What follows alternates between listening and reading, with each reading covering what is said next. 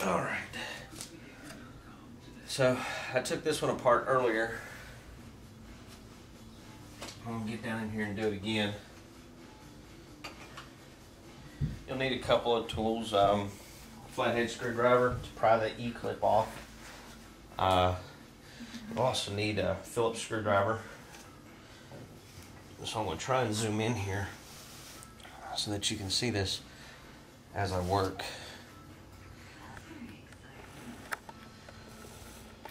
I'll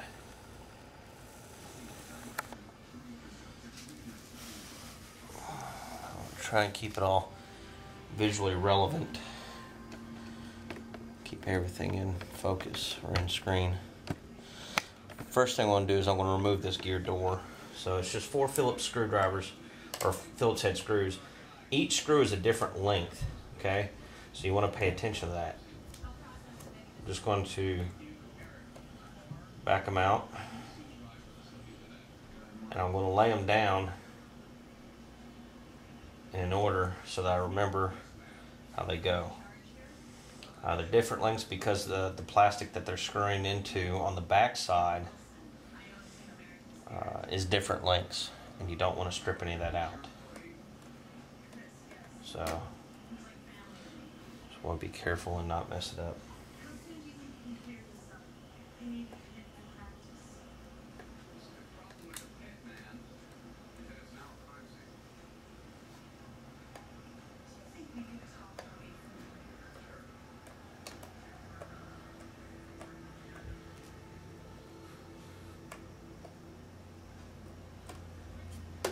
Alright, so there's the gear door off. So I'm going to turn it around.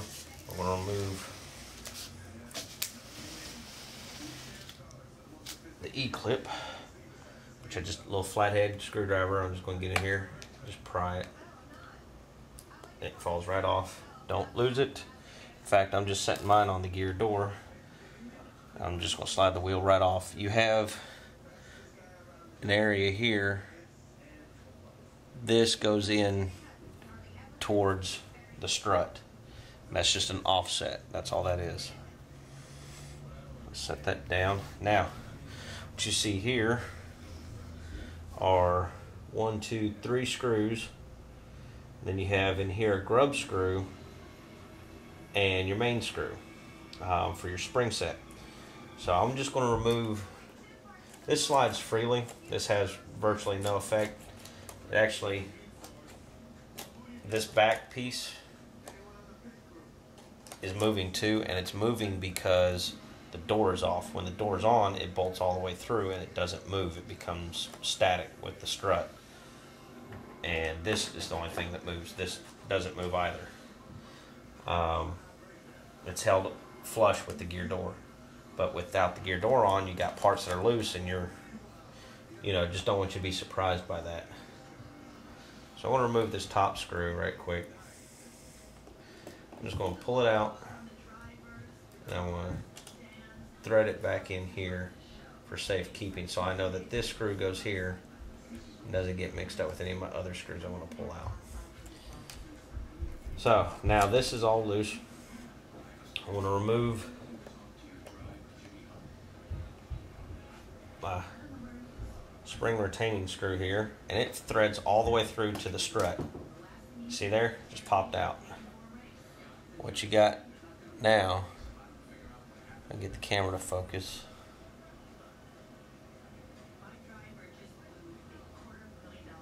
It's not wanting to focus. Anyway, this part here you want to make sure goes back in to your slot. Your spring is still held in down here. What came out is a retaining. This is kind of like this is your actual strut. This is an in-between. So you can loosen this grub screw here and pull this apart even further. This screw is, I think, what I had to do to adjust my toe. It was really weird because when I originally did it, it didn't have an effect, but when I went back and started messing with all the other screws, I was finally able to get it to work. Don't know why, it was just weird. But I'm not going to pull this apart because I have it right where I want it and I don't want to mess it up. So it's just one grub screw, not real hard. They supply an Allen wrench in that spare parts bag that you had that had the extra clevises and control horns. There's an Allen wrench in there. That's what fits this. Now, with that done, you can lift this off, and that just slides right off. When you slide that off, the back plate falls off, and all that's left is the front plate. There's on the head of this pin, it's gapped, and so if you just pinch them together, you can slide the arm right off, and it slides right out of the way. You don't have to unbolt nothing. It leaves one screw left, and that's this one here, and it goes all the way through the strut as well.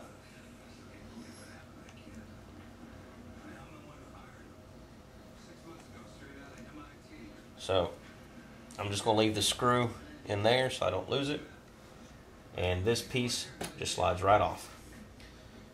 Got your spring, just goes right in there, and all you're left with is the bare strut. You have an Allen hole here, and or a grub screw here and a grub screw here for your Allen heads. You've got 4 screws to mount this in there. I'm not going to pull all this out. This is as broke down as I think it needs to get, at least for now, until someone bangs into the grass or has a real bad landing. I think for what it is, these struts look great. They look beefy, definitely stronger than anything I've ever seen, and I can't wait to hear how they go on grass. Unfortunately, I don't think I'll get to test mine on grass for a little while. It's going to be a while before I head to a grass field. But for now, I fully intend on flying it. We have the Monroe field that's grass, and the Marshall airfield that's grass, and I fully intend on flying at both fields. So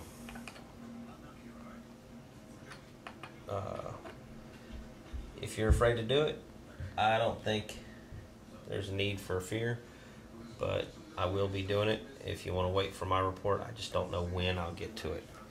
So I'm going to go ahead and put this back together for you so you can see how it goes back together, and hopefully my toe will stay where it's supposed to. It won't come out.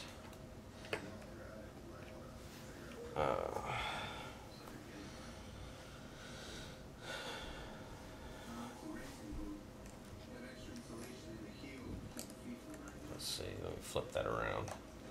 There's a ridge in here, and that ridge rests on top of the strut housing.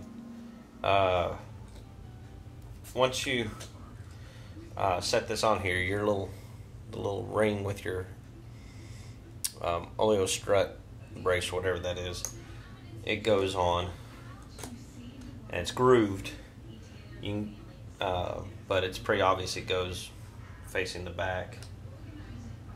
So, but it can flip on either way. It's pretty much symmetrical either way, whether it's upside down or right side up. But you want the screws facing towards the inside like they were when we started this. Just take the strut, and if you remember, we used this little piece here. So we're going to push the strut down, try and put the screw in there.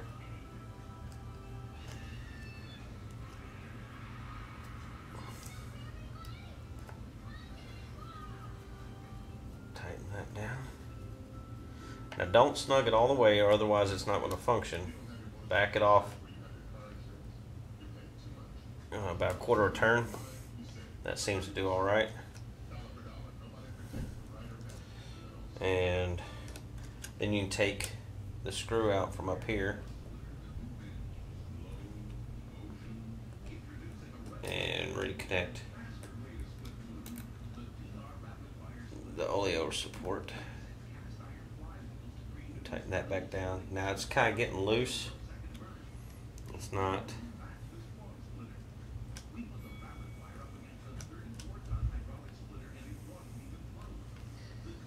It's really not tightening down, so you might want to hit just a touch of CA on the back of that. That might make you feel a little bit more secure about it from coming out. Of course, now we slide the wheel on. Make sure you put that spacer lip in there. And we're going to take needle nose pliers that we got earlier.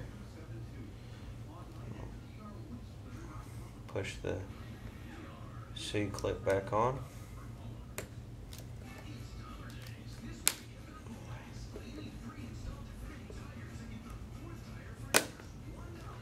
That's back on. Go back and I want to reinstall the gear door.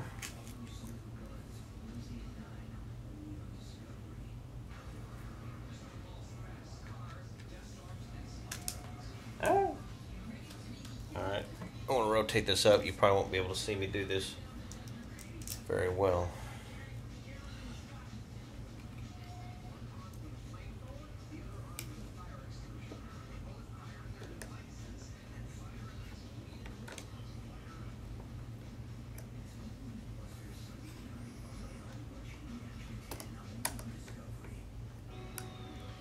Alright, so that one started. Grab the other one.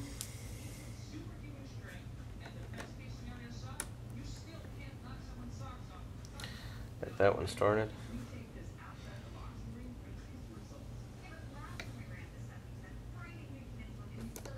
That one. That's in.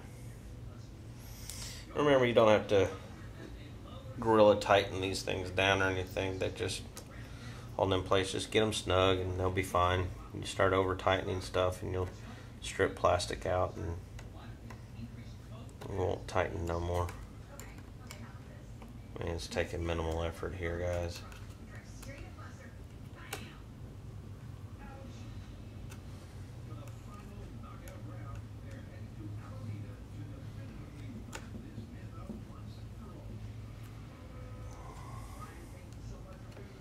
But that's pretty much it.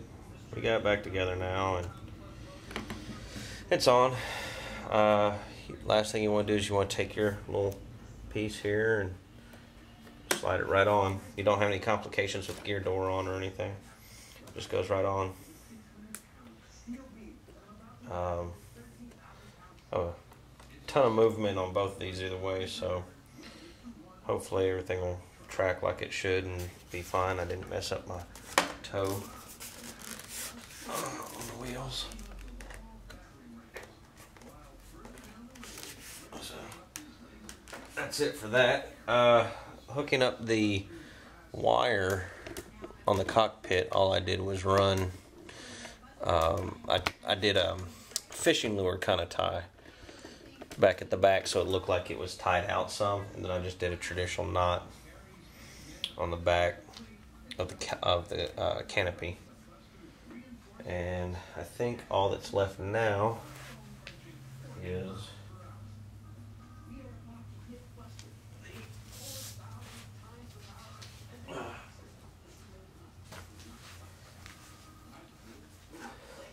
the decals.